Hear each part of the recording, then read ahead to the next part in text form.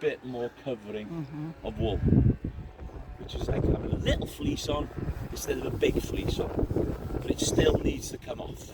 Yeah? We don't want it to have a 2-year covering by next year. All them fluffy things in there are going to have to be shown before the end of the season. Okay, so Ian will do the talking and I'll do the cutting. So Gareth is starting on the belly wool, and you can see how dense it is. So it's worth nothing at all. Okay, but this is where you take the greatest care. As imagine this is where the main arteries are. Believe it or not, these are very, very sharp. And as well, the electric shearers also will do damage. So if you don't know what you're doing, it is easily to snip off an artery. But also, believe it or not, because she hasn't had a lamb, this has got to be a very dangerous place if you're not knowing again what you're doing, because her purse is just under the wool there. And it's developed so you can't see the nipples. So if you're not careful, you can snip off the teeth, and that's no good at all. Can you see? Yep. How good they are? Yeah. To snip that off, then she's down to half of the milk production, and it's no good at all. So the belly wool and the tail area are called dags. They're worth nothing at all, but still they need to come off. Our tails up on the mountain here are long. The reason being we like to think that the girls need a little bit more shelter. Okay?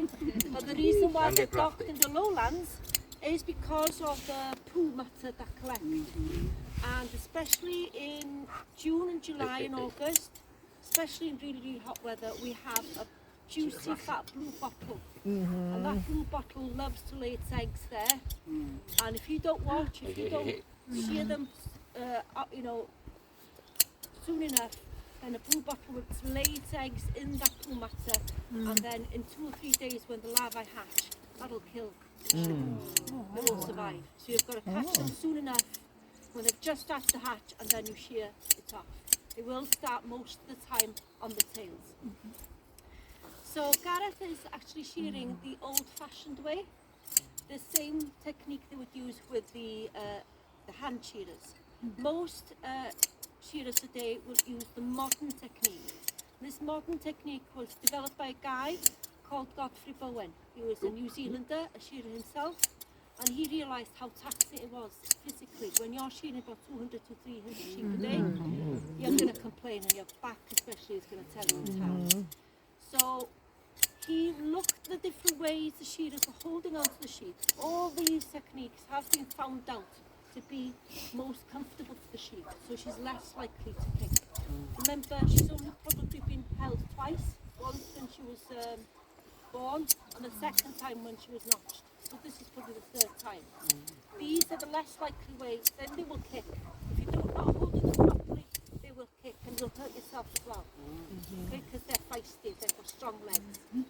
So he developed a new technique, and all the shearers and contractors will use the Godfrey Bowen technique today.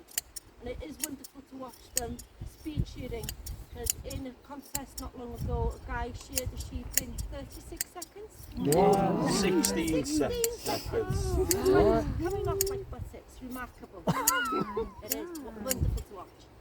Now, on a cold day like this, the wool will actually retract towards the skin to make it a bit warmer.